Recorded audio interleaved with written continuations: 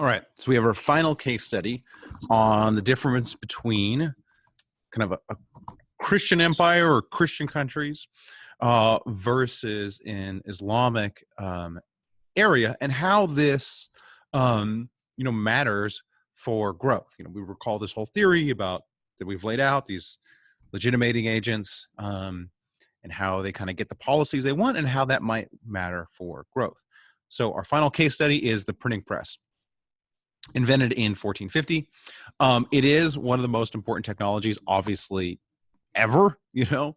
Makes producing knowledge much easier, and it's spread fairly rapidly throughout Western Europe. All right, so here we have the facts. 110 presses. It's in most major cities. 8 million books. It's going all over the place. Here we have the map of where it's going. Okay. These are all the print cities in Europe. Okay, in what year? 1480. Okay, and this is all from Rubin, Jared Rubin. If you're wondering of the source, I should have the source down here. Okay, and there's very little on what could be printed. There is some censorship, but these are very loosely enforced. And of course, every time you have an innovation, there's going to be a vested interest that fights against it. In this case, it's scribes.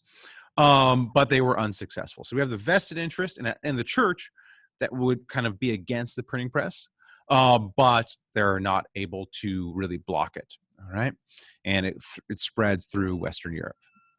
Okay, we contrast that with the Ottoman Empire, which is an Islamic state.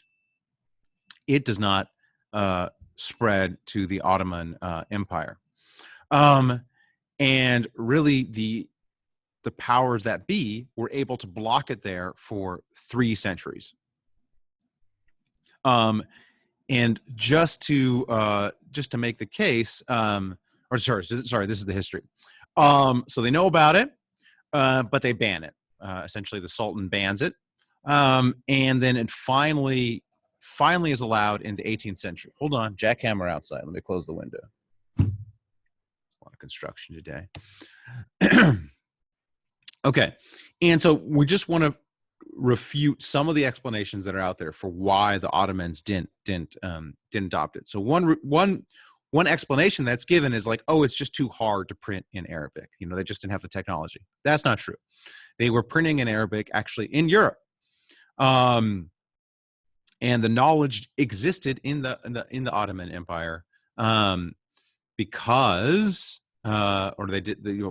because there are people who are printing, but just not in Arabic. So they had the technological expertise. They knew about it. They could do it, but it was because of the ban that it wasn't practiced in the Ottoman Empire. This is not a technological issue or an issue with the printing presses based on the difference between European languages and Arabic.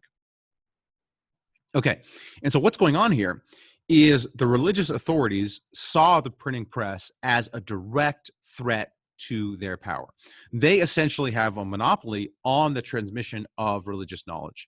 Okay, this is an oral tradition where it's essentially passed down from one clergy to the next. Hey, here's what happened. Here's the truth. Now, just think about the power that would have. There's no way to fact check any of the clergy.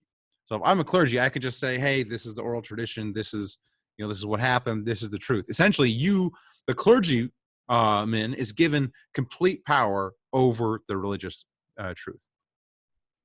A printing press would essentially disrupt that. A printing press would say, hey, we can go just look at the Quran itself to see what the Quran says. Kind of what happened in Western Europe. After the Protestant Revolution and the printing of Bibles, it was like, we could just go look at what the Bible says. We can go look at what Jesus says directly. We don't need a priest, or we can essentially fact check the priest. And so the printing press is a direct threat to the religious authorities, and they're essentially able to utilize their power. Again, they're the legitimate agents. They're able to get the Sultan to ban it and keep it banned for 3 centuries. In Europe, this kind of same framework exists. Like the clergy would be against the printing press, but by 1450, they are not the power that they once were. Essentially, there are other legitimating agents. and so they were not able to block the press. And obviously, you can see the consequences to growth. Ultimately, later on, the printing press is used to print, scientific journals, scientific knowledge, um, you know, math that is spread throughout Europe, or ideas that are spread throughout Europe. None of this happened in the Ottoman Empire. So you can directly see how the fact that the religious authorities had power, they're able to block this useful invention, and then how that feeds into growth later on. Okay. And so just to summarize the overall lecture, again, we have a big picture thinking about religion and growth. That's just kind of an interesting topic, if something that you want to look at more. But then we specifically drill down on Islam. Um, and we said Islam is kind of uniquely situated to legitimate rulers. Therefore, these religious figures become powerful legitimating agents in Islamic states. Their interests are not conducive to growth.